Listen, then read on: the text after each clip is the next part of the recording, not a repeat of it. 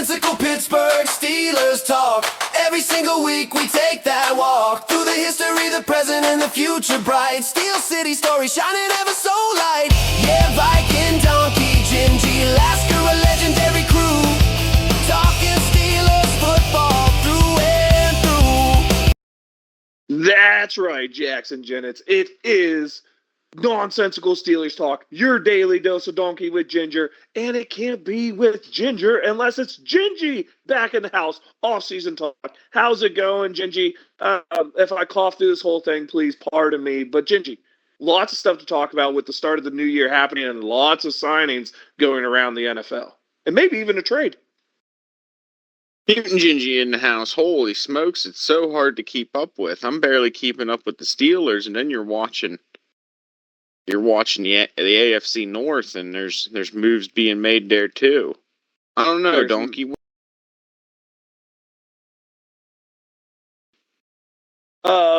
For the Steelers, without a doubt, but if we're talking the most consequential move done in the AFC North, it's Max Crosby not getting traded to the Ravens, because my understanding is they wanted to get both Hendrickson and Crosby, and if the Crosby trade doesn't fall through, that would have been a scary pass rush over there in Baltimore, Gingy.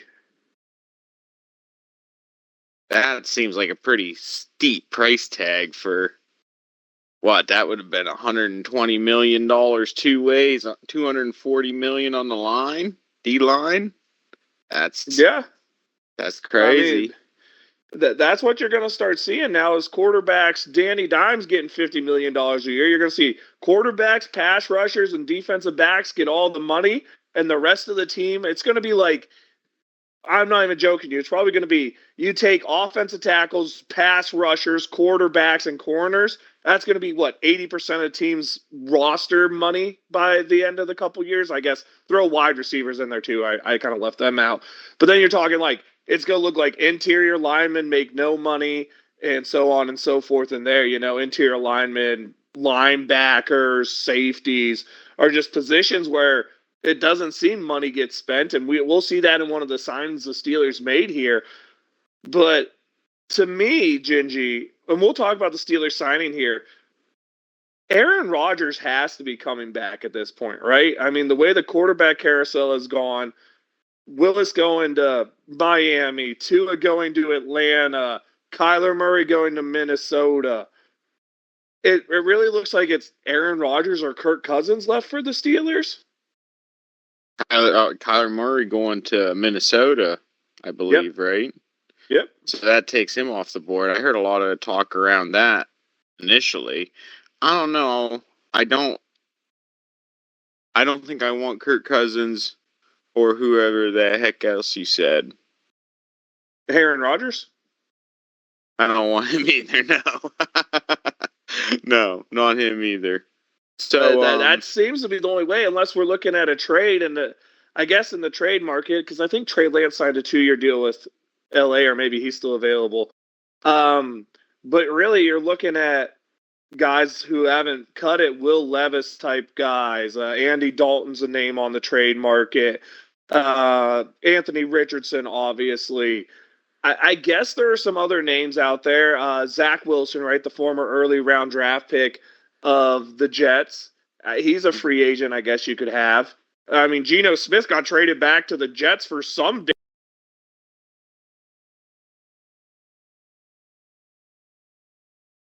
now. If you are to get a starter level quarterback, it has to be a dude in a trade, or it's one of these two really old guys coming off, both of them within 3 years having leg injuries that cost them full seasons. I think both were Achilles injuries to Aaron Rodgers and Kirk Cousins. Yeah, really looking to start fresh this season, Donkey. You know what I mean? And that what we're talking about, what you're talking about, Aaron Rodgers, all that's not the freshest of starts that I could imagine. Right, I hear you, and I don't think that's a bad thing. But if you're going to start fresh, I don't think you put the money into this roster that you put in. Let's just talk about the big money additions the Steelers had. Of course, there's some smaller ones we'll talk about. But you bring in a 30-year-old corner like Jamel Dean. If you're trying to rebuild and start fresh, you're not paying a 30-year-old corner $12 million a year. You trade for Michael Pittman Jr., and he's making, what, $20 million a year as your wide receiver number two? He's a 28-year-old who's coming off, some injury plague things, a lot of that concussion he took a couple years ago. He's never really been the same guy. He's not the fastest guy, but a good, solid wide receiver number two type, absolutely without a doubt.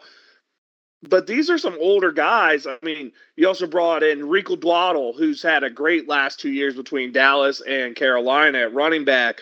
$6 million a year, obviously. That's a lot for a running back. That's not a lot of money, but running back market, that's about where you're talking about. And then there's a lot of filler guys, but those three guys I want to focus on because those are the three needle movers the Steelers could have brought in. And those running backs a position you don't pay unless you're trying to win now. You don't bring in a 30-year-old both corner and wide receiver, although Pittman might only be like 28. I don't think you bring those guys in if you're trying to hit a reset.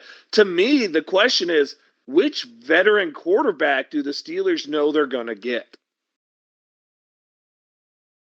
That is a good question. I think the longer you wait, the harder this process becomes, Donkey, wouldn't you say? Yeah, because you lose. Look at all the options that are already off the board. And while we're investing in all these other pieces, let's be honest here, Gingy, you can make the best team out there, but if you don't have an adequate quarterback, it doesn't matter. So these moves, I like these moves individually in a vacuum. But if they don't bring in a competent quarterback and you're telling me we're going to go with a rookie that we're drafting at 20, or we're going to go with Will Howard and Mason Rudolph as the answer, I hate these moves. Now, I like these moves if we bring in a competent starting quarterback, but bringing in some veterans who are older to me just does not make sense if the Steelers don't go out and add a quarterback. Now, don't get me wrong here. Jamel Dean's a good cover corner, probably the best corner in this class. Signing corners, though, when they're turning 30 is always a little risky. But the dude's coming off a really good season last year, no doubt about it. Like the signing. Michael Pittman brings in a solid guy who's move the chain type of guy, big body target, 800 yards. I think he would have led the Steelers in receptions last year if he was on the team. So solid addition. And Rico Dwaddle, dude, this is a running back who really came from obscurity under Mike McCarthy, did a great job there. We brought in a couple offensive line coach from Carolina. They know what they're getting in this kid. He's performed. He's put up numbers. And I swear to God, if his touchdown dance is not the Dwaddle Waddle, Gingy, I'm going to lose my mind because this dude has the perfect name to have a touchdown dance that just has him waddling like a penguin. Come on. I like it, Donkey. Let's go. Do you think that he's going to be a suitable replacement for Gainwell? Without a doubt, Dwaddle's really good out of the backfield. And don't forget, Jaylen Warren's a good receiving back. Dwaddle's been really solid in his career. And I think he really moves the Steelers in the direction they want, which maybe is even more important, is moving that direction where Gainwell's more of an out-of-the-backfield Swiss Army knife type of guy. Dwaddle's definitely more of your traditional running back, still able to catch the ball, but definitely that more traditional running back type of guy. And I think this is what they need to do going forward. Obviously, we still need to address. We brought in some fringe offensive line guys, but they still need to find a starter at left guard, Gingy. That's, to me right now, outside of quarterback, the glaring hole on this roster is there's no left guard right now. Clearly, I agree with you, and I've heard that online. Back to the quarterback talk, I've also heard things about rookie coming out, Ty Simpson, Alabama. Some people were pretty high on him in hopes that he slips down. I hate the strategy of hoping that someone slips down, though. I don't think that ought to be the I'm going to be honest with you here. This is the Kenny Pickett draft. There's not a good quarterback, but people are going to fall in love with quarterbacks who aren't first-round quarterbacks, right? I said it before. I said Kenny Pickett's, to me, I believe me and you talked about it, and I said he's like a second, third-round talent that's going to get a first-round pick. I said that, and that's what this year's class is. It's a bunch of those guys. I don't think Mendoza is a first-round pick. I definitely don't think Ty Simpson's a first-round pick, but that doesn't mean they can't work out, right? But it's a lot riskier to overdraft a quarterback because in other positions, if they don't become a Pro Bowler, right, you can still get a starter level player. At quarterback, if you miss, he's not going to be a starter. It's just that simple. These guys, there's not 60, like almost every other position in the NFL. Interior lineman, there's 96 starter level players in the NFL at interior offensive linemen. There's maybe, and this is if you're being nice, there's maybe 32 starter level quarterbacks. It's so much harder to find those guys if they don't have a top tier skill set. And to me, none of these kids that came out have the top tier skill set. Because when you were talking about the guys who were supposed to be first round picks, it was Arch Manning, right, out of Texas. It was the kid out of Oregon, right? Those were the kids who were supposed to be like the top of the class, and they're all staying in. You just because the best prospect stayed in doesn't mean the next best prospect is a first round pick. I think Ty Simpson and Mendoza are falling into that. Now, Mendoza to me was an end of the first round grade, much like I had Baker Mayfield a while ago, who's going to go 1 overall because someone fell in love with him. I have Ty Simpson as a third rounder, and I do think he's in that group. There's about 5 of them in that group that I think have third round talent.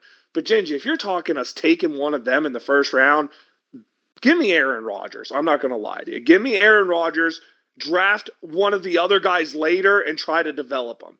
I mean, you're better off taking a guy like Tyler Shuck in the end of the second or the start of the third round. Don't remember where he went exactly. You're better off taking that than overdrafting Kenny Pickett, right? And that hurts me to say. 2, 1, go. Yeah. Here. I understand what you're saying with the quarterbacks, Donkey. We definitely need somebody formidable to start out the season here. I guess Aaron Rodgers did prove to be average last season, right? Top 20 quarterback probably. Had some really good games. Had a clutch throw to put us ahead in the Ravens game last season. Mm-hmm. I don't know. I guess if I'm just in the mindset of all this change, then I don't know. We'll see what it's got. You think that next year is the quarterback draft year then? I think you're a lot more likely to find a quarterback in next year's draft class than this year's draft class. And if you want a developmental project guy, I mean, Will Howard's already on this roster. I don't think you can go in with him being the premier option, though, right?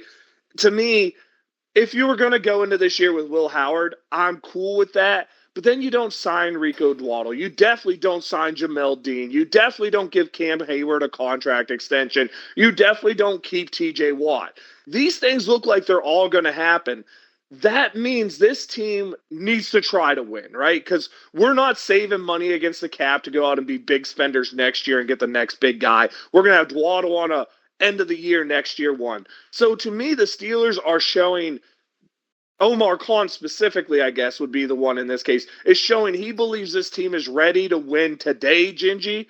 And if they're ready to win today, they can't go in with a rookie, an unproven quarterback, or Mason Rudolph, in my opinion. It cannot be that. There needs to be a competent option. And I'm not saying the competent option has to win, right? If you bring in Kirk Cousins, that doesn't mean Will Howard can't beat him out of the job. Now, I don't think it can be Mason Rudolph to do it, right? But if Will Howard, or let's say we draft another developmental quarterback, comes in and beats that veteran out of the job, cool. But we need a competent veteran option with the way this offseason has gone, in my opinion. And that leaves you Kirk Cousins, Aaron Rodgers, Andy Dalton, maybe if you want to stretch it, Jimmy Garoppolo, right? Someone who is competent. I'm not saying good. I'm not saying it's going to put this team over the hump. But you never know what's going to happen. You could fluke into a spot like New England did where you don't have to be a good team and you could get into the Super Bowl. And with the way they're spending, this roster to me, Gingy, if we address left guard, this roster might be the most current NFL talented roster the Steelers have had since 2017. And to me, if you're going to put that type of a roster together, it cannot hinge on an unknown at quarterback. That's fair take, Donkey. Yep. I agree with you. What I do notice in this offseason so far is that our selections are very. I feel like they're a very certain type, both on offense and defense. Very physical. Seems like Yeah, what we're going for. I can agree with that. Waddle definitely a physical guy. They bring in a guy who I think was here last year with us, Jack Driscoll, depth lineman that has some starting spots. We also bring in defensive lineman Sebastian Joseph Day, who's going to be a better version of Isaiah Loudermilk, I guess is a best way I could put it.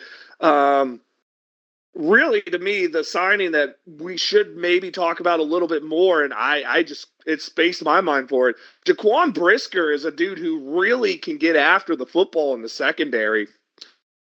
Safety depth looking a little better this year. I mean, you add in Drisker. You assume right now it looks like Jalen Ramsey's going to stay, and he's going to be uh, back there playing safety, maybe a little bit of nickel corner. We bring back Asante Samuel Jr., who, if he's healthy, man, he's been a guy who's been able to get after the football. They bring back Cole Holcomb. There was talk that we might be looking to trade Patrick Queen, and I'd be down with that, but, talk about that. We bring back Otwayu on the defensive line. We bring back Cam Johnson to compete for the punter spot after we let our non-tendered a contract, of course, to Corliss Waitman, but he might be back. We also add in a guy like Darnell Savage, who's a guy who is probably 2 years removed from being a good player. But it really looks like what we did is we went out, and with Dean, we addressed the fact that you need to have two really good corners, and then you can work other people. Asante Samuel is that big question mark of can he get back to healthy, right? And then it looked like we knew safety was a problem last year, and we've addressed that with dudes who have had, we'll call it recent success in Drisker and Savage, who Savage was a guy I wanted 3 years ago after he had a great year in Jacksonville. It really feels like they've went out and realized modern football is one on the outside, right? Adding corners, trading for wide receivers. It looks like we're starting to invest in the spots where modern football is won. And you could say, yeah, well, we brought in a running back, but dude, $6 million a year is nothing. No money at all with the way modern salary. What is that? 2% of the salary cap, right? We're at 300 million. The dude's getting 2% of the salary cap a year. That's not a big move. And a lot of these guys are guys who are explosive guys who have made turnovers a lot. Savage was a guy who used to force turnovers. Same with Brisker. Jamel Dean's a guy who forces turnovers. Gingy, at least on the defensive side, you have to be absolutely loving the additions. Absolutely. I think it makes us better. And I feel like we're filling some gaps that we missed, but I still think we still got issues though. I mean, we really need to see if Pat Queen's going to stay, he needs to live up to this contract. I think we paid him some sort of deadline 2.5, right, for March, because he's still on the roster. So he must be staying. Doesn't necessarily mean that, because they probably would have had to take cap to get anything back in the trade anyway. Let's talk on the flip side now about some people who are lost.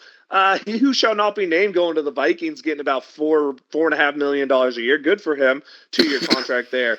Kenneth Gainwell going to Tampa Bay for the same amount of money we paid to Rico Dwaddle, 2 for $7. I wish him nothing but the best there, but honestly, he's going to find himself buried farther on that depth chart, I think, than he would have been here. The big loss, of course, is Simu Alu going to Arizona, 3 years, about $10 million a year. Maybe the loss that we're not talking about could be a huge one. I know we're going to keep what's-his-face. I don't know why I can't think of his name now. But losing Killebrew, the guy who made special teams Pro Bowl this year, and I cannot think of his name, Gingy. Wide receiver guy, Skowronek. Ben Skowronek, I know we have him, but man, losing Killebrew to me hurts, but Killebrew loved Danny Smith, so no surprise he goes down to Tampa Bay. Maybe a bit of a surprise here. Baby Hayward getting a 2-year deal from the Raiders. We lose the brotherly shove is gone, Gingy. Darn. Are you heartbroken? Before it even really began. Hey, it worked for a touchdown one time, all right? I'm going to put that out there. It did work for a touchdown. Out of those losses, Gingy, do you feel that there's big hurt there, or do you think those are all players that are easily moved on from? Did you mention Calvin Austin to the Giants? Oh, I forgot that one in there too. Yeah, Calvin Austin, 1-year deal with the Giants for $3 million-ish. I think so. Yeah. I think that we're able to absorb those losses personally, Donkey. I don't think any of those are deal breakers. I mean, Calvin Austin was here for 4 years, and did he even break 1,000 yards over 4 years? Just not good enough, in my opinion. And personally, I'm a bigger fan of Roman Wilson, even based off last year. Roman Wilson was able to get open. Whether or not he is throwing the football is a different story. Maybe the loss we should talk about just purely because while he didn't play great last year, there's just no replacement for him. It's Simualu, right? Right. Like, that's the one we have to talk about. Now, maybe, and this is something I haven't talked about, maybe the Steelers see moving one of their offensive tackles in to play guard. Because maybe they believe that Dylan Cook's starter level tackle, the undrafted rookie who played well the last 5 weeks for us, maybe they feel he's starter level. And maybe what we're not noticing is maybe Broderick Jones or maybe it's Troy Fontana who moves in to play guard. And maybe we're more concerned than the Steelers are about depth there because they have a plan that just doesn't seem obvious on the outside, right? Right. I can't tell yet. No, I don't know what the heck they're doing. And the longer the wait, the more likely there isn't a starter level player there. However, the one thing I will say, Gingy, offensive guard tends to be one of those spots that's easier to draft a plug and play player, right? Okay, I'll give you that. I mean, offensive tackle is a bloodbath because they have to go against those elite pass rushers every week, right? Offensive guard, you get a little more space. You don't believe that? Look at Mason McCormick his first year. He looked playable, really. And he didn't play great, but you never noticed him being the spot that was a problem because it's a lot easier to hide a guard because guards are never on an island, right? So with good coaching, you can protect an offensive guard. You cannot protect a center, which is why you notice when Zach Frazier made mistakes when he was a rookie. You can't protect a tackle, which is why both Troy Fontana in that playoff game looking like a turnstile or Broderick Jones, his rookie year looking terrible. You can't hide those guys. But maybe they feel more confident in their ability to draft a guard in the first or second round and have a plug-and-play starter because that's an easier spot to hide someone. And let's be honest here, the Steelers have had so much success with plug-and-play starters or undrafted rookies, specifically at offensive guard, that it's crazy. I mean, think about it. David DeCastro, Simmons, Kendall Simmons before that, right? Although I think he was supposed to be a tackle, but ends up being a plug-and-play guard early in his career. Chris Kimuatu, right? Those type of names. I hope there's a plan there. I don't see it, but honestly, I'm not that nervous about it because I think drafting and playing a guard early is an easy way to do it. To me, Gingy, the two losses that I want to talk about, obviously, we talked about one of them right there. It's Simualu. But Miles Killebrew was sneaky good at changing 1 to 2 games a year. I really think that guy is going to be one that we're going to miss. Especially a captain on special teams, too. Yeah, somebody else is going to have to step up to fill that void. Yeah, without a doubt. And as for Calvin Austin, dude, he's essentially this generation's Dree Archer. There is speed. There's 1 or 2 plays made that made you think about it, but just as a whole, just nothing, right? Just nothing, man. It is what it is. It was not very good, is what I'll put it. Yeah, not good enough, Donkey. No, not at all. And Gigi, when we look out there, is there any free agents that you're like, this person needs to be brought in immediately and it needs to be done because the Steelers need to upgrade there and this is the upgrade? I don't still know who's on the board exactly yet, Donkey. A hodgepodge of mismatched names out there. I think Taylor Decker just got released, so you're talking like an offensive lineman like Taylor Decker. Wide receivers are probably the most known out there. You still have Stephon Diggs, Jawan Jennings. Um, the Browns, honestly, maybe we can find our next offensive guard from the Browns. They just released Joe Bitonio.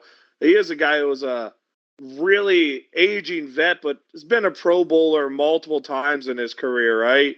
Guys like that. Deebo Samuel's still out there. Cam Robinson, another offensive lineman leaving from the Browns. To me, the one that I just think would be fun to stick it right back to him is David Njoku's available. Probably to me, the best playmaker out there still available. It's going to be a tight end. It's going to be David Njoku. You have edge rushers like Joey Bosa, AJ Epinesa. Greg Zeter, I think, just got released from Detroit. You want an old edge rusher, Cameron Jordan's out there. Those are the type of guys who are still out there. So there is some talent to be had. There's still some starter level guys out there.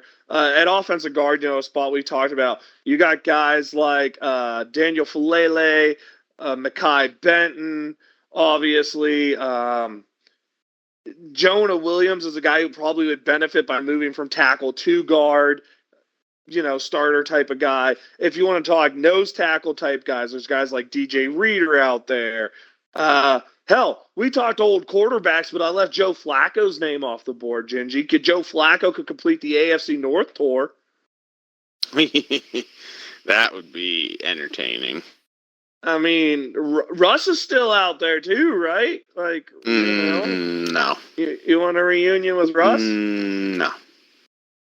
So, I mean, there's not like those game-changing names, but there's a lot of guys who are former Pro Bowlers at the end of their career, or guys, like I said, in Jonah Williams, who just never quite made the jump, but were never bad players, right? Solid interior players like DJ Reader. There's still names to be out there. I mean, Stephon Diggs, Jawan Jennings, Deebo Samuel, Brandon Ayuk, right? Wide receivers probably the most intriguing spot of names that have the potential to have big seasons. But, I mean, running backs, there's a few names out there, but obviously bringing in Enrico Dwaddle puts it off the board there. There's a lot of guys who were starters at offensive guard last year that maybe shouldn't have been that are still available. So there is some talent to go around, right? And obviously there's guys who sign contracts who are way undervalued and become superstars. Look at Zach Bond when he signed with Philadelphia, the middle linebacker. Nobody wanted him. He signed a really cheap contract, and then he went out and was the best middle linebacker in football that season. So there are some of those underlying guys who maybe still have great value. The Steelers are obsessed with old corners, although I think bringing in Dean and Samuel and still having Eccles on the roster means you don't go for it. But guys like, Travion Diggs is out there. Is that right? Mm-hmm. There's still some talent out there to be had, but I don't know. You're at the point where these are tier 2 people, and maybe the trading block is more where you want to be talking, right? Maybe you're looking at a trade. Who knows? Maybe we're making a trade. Do you think that the Steelers have trades in them, Gingy, or do any of those names I mentioned to you, you go, you know what? That was a name I didn't know, but that's a name I like. Yeah, I think, clearly we talked about the left guard position. I'm going to be interested to see, do the Steelers make some sort of fancy draft move when the draft is in Pittsburgh? That's why I'm so scared that you talking Ty Simpson is a real thing. Because why wouldn't you want to take the next great quarterback? Although, honestly, I think if they want to make a move that's going to make people yell and cheer, and you know what? I won't hate it terribly. Is in the second round, you overdraft a dude like Drew Aller, right? Big kid, big arm, just can never throw it where he wants to, type of deal. Out of Penn State, that would get all those frickin' Penn Staters that are going to be there yipping their little yip-yips. Mm-hmm. So, yeah, Mm-hmm. I would much rather that scenario than wasting a first-round pick on Ty Simpson. Which, I by hear the ya. way, if you want to talk about a guy who's on my draft board graded with that third, fourth round grade like I did with Ty Simpson, it is Drew Aller, and it's purely because his physical tools are, you cannot doubt physically what Drew Aller is. It's just Drew Aller's not a quarterback, okay? Anthony Richardson had the same problem. There's a lot of physical tools there. It's just not a quarterback. It's like if we were to take let's say Chambliss decides to join the draft because he loses his 6th year of eligibility fight that he's having against the NCAA in the courts down there in Mississippi or whatever the hell it is. It'd be like taking Chambliss or who else? DJ Lagway might be in this year's draft. I don't know if he came out or not. But, it's those type of names of these big physical guys. And when you watch them in college, you're like, man, that dude can really whip the football. And then you watch him for more than 10 plays and you're like, man, that dude really just has no idea where the hell it's going. Big arm can get you pretty far, though, if you got good teammates around you. Or if you just show it off in the combine like Anthony Richardson did. Or that kid, is he from Missouri? I don't know where he is, but the dude who's like as athletically freaky as Anthony Richardson was, a 6'7" kid. I think he played in Missouri. Absolute physical monster. I have to look at his name. There's those type of guys. And then there's guys like Ty Simpson, who Andy Dalton's a good comp, right? I know he's shorter, but the type of guy who is more accurate than he is talented, right? Carson Beck. Those guys who are college quarterbacks because, in the college you get away with it, but in the pros, those throws don't work. Actually, you know who I want to comp these kids to? And I think this is a great comp for Ty Simpson. Why can't I think of his name now? Gardner Minshew. All right?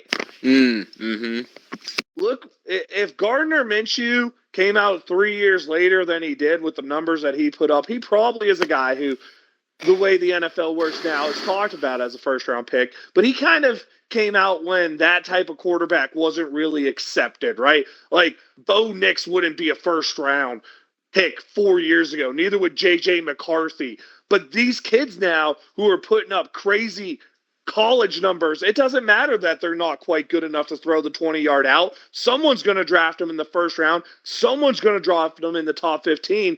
And 1 out of 12 of them, Bo Nix, in this case, is the 1 out of 12. 1 out of 12 of them is going to work out, right? That's the way I see it. That's the way I think it is. And I think Ty Simpson falls in that boat of people are falling in love with this style of quarterback.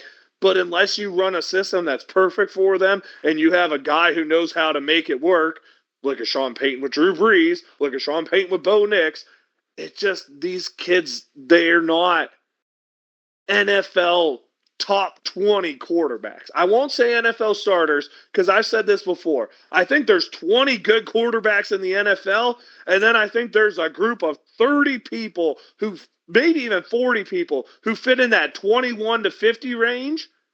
So we'll have to say 30. That's 30 people. I can do math. That 21 to 50 range, Gingy, who I love to call fringe starters.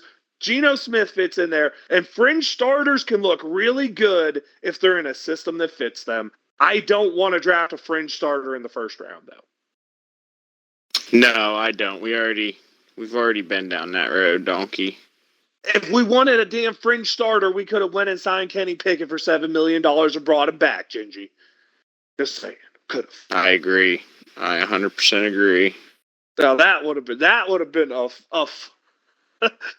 a funny story. Kenny Pickett's back. So Gingy pretty much hit the Steelers pretty well in this offseason rotation of moves, right? Two teams I want to talk to you about. Trey Hendrickson leaving the Bengals and going to the Ravens. What you make of that move? He has had quite the saga in Cincy, hasn't he? That smells of me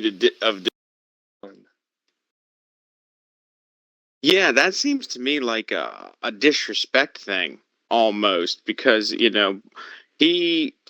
he got market value from Baltimore, and it's infinitely better than I feel like what he received compensation-wise in Cincinnati.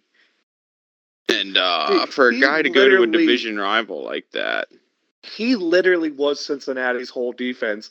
And them losing him, Gingy, are the Bengals trying to beat people 50-48? Like, just make sure they score every drive because they're going to have zero defense again?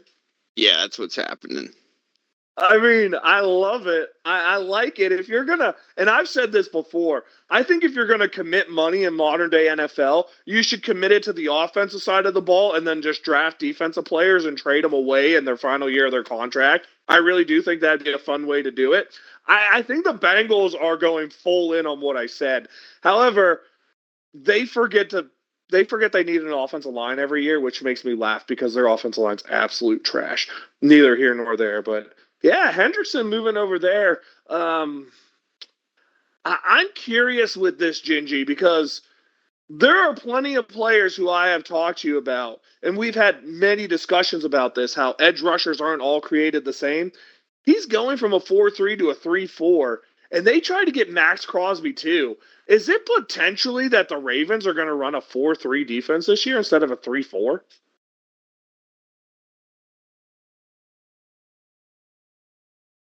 Did we lose you again?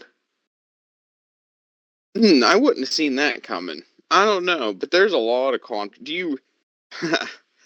there's a lot of talk around that Max Crosby trade. A lot of Yeah, what went nefarious wrong? dealings.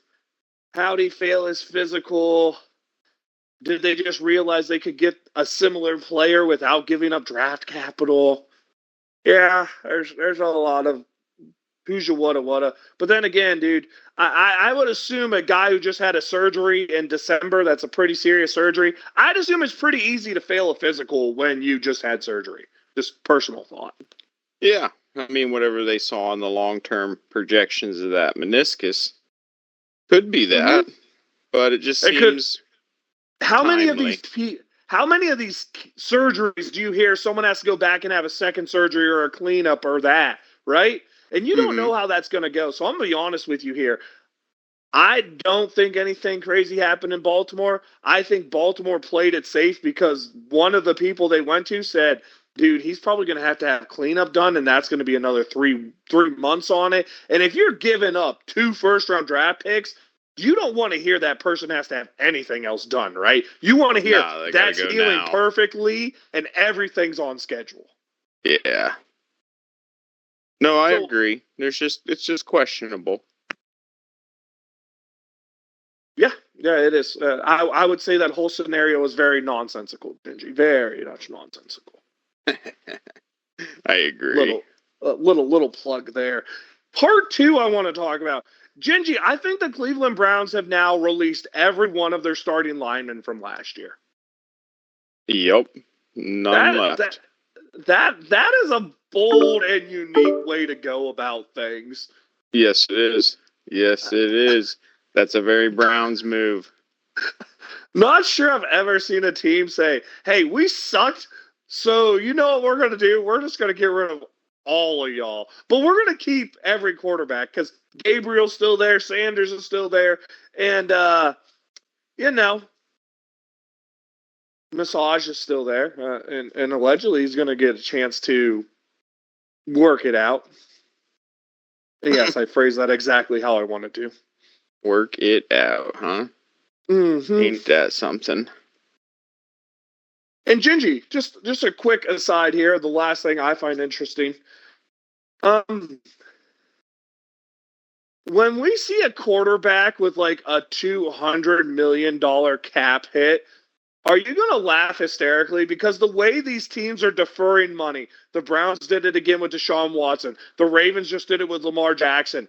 At some point in these contracts, the quarterback is going to count for $200 million against the cap or something crazy. Can Mm-hmm. can you imagine that? Like, I know the Steelers had Ben Roethlisberger as their highest paid player when he wasn't here, but can you imagine these teams when they get rid of like Patrick Mahomes, and Patrick Mahomes is 60% of the salary cap the season after he leaves? Yeah, that's we're getting there. We're getting to that. Also, why the hell are they allowed to defer these contracts so far? That's just nuts to me. They're just trying to put together a winning roster, Donkey, and they're getting creative with their accounting to do it. I would, yeah, that's one way to say it. Actually, I lied, Gingy. There's one last part to me that I have to talk about, and how the hell did the NFL teams not named Kansas City let Kenneth frickin' Walker end up in Kansas City? It's an extreme oversight, I believe. It is. I'll tell you what, man. If the Raiders turn out to be competent this year, that AFC West, along with the NFC West, let's not lie about it here. There's a chance that those two divisions, right, have the top 3 Super Bowl contenders for each conference are coming out of the West next year, based off paper right now. I mean, the Rams, Seahawks, Niners, out of doubt scary. Over here, you got the Broncos, the Chiefs if they come back, and let's say the freaking Chargers figure it out. Gingy, is the West the best in the NFL?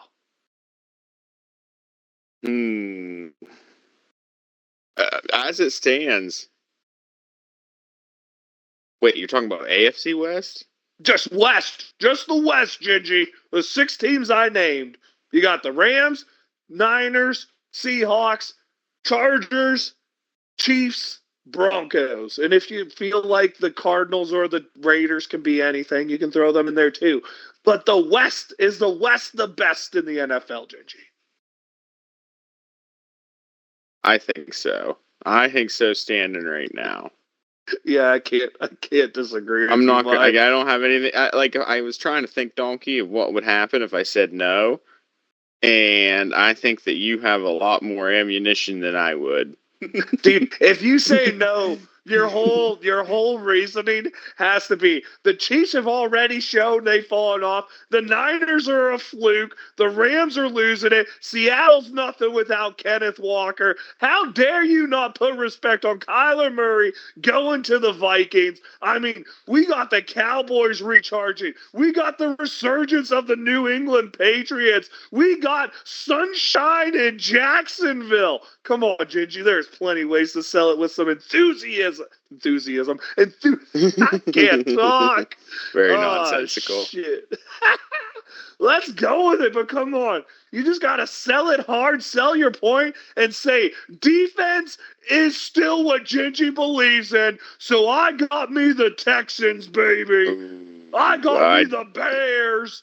I'm not even sold by that. Bay Packers. I'm not sold by any of that, really. Right? Come on. I didn't do a good job. I tried. I mean, it's the best you could do, but really, I don't think it's a strong position against the teams that you just named.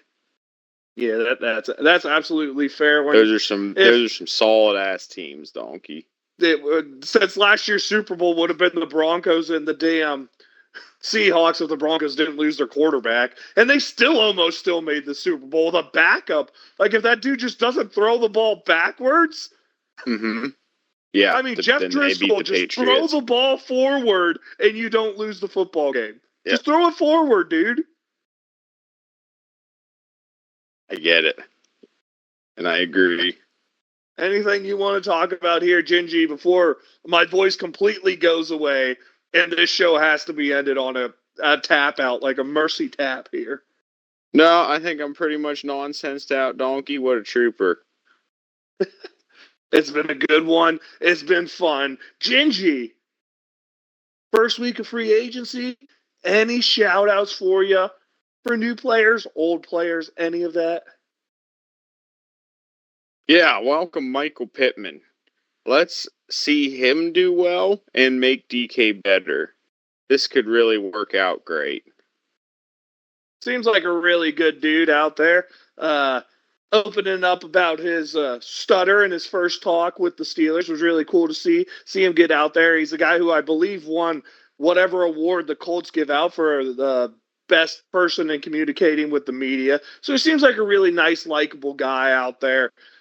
And let's wish him nothing but the best. Let's hope we see those numbers tick up to the 1,000-yard receiver. We know he's capable of being. And my shout out's going to be someone leaving, man, because when we brought him in, I was like, that's a sly, good pickup. But, man, I underestimated how good Miles Killebrew was going to be for the Pittsburgh Steelers. And he's made some plays that, block punts out there that always are going to live on in my head. So, got to give him a shout out. Changed the game a couple times. Turned sorry for the L's silence. into dubs. Yeah. Sorry for the silence there. I was busy trying to not make you all hear me dying of coughing. But I am the Viking Donkey. That's Viking_Donkey at Twitch or Twitter. Your daily dish Donkey Ginger is the awesome YouTube channel where you get this awesome content. We're doing it on Friday the 13th. That's a crazy day to be doing anything. Scary. Spooky. And that means I have to give a special shout out because tomorrow's my daughter's birthday. Let's go, my little figure skater. She's awesome. Woo-hoo. Little Kate runs my house. That is what it is. But Gingy, let them know how we end this show. I don't know how we end this show. This one's pretty crazy, Donkey. It's nonsensical. Here we go.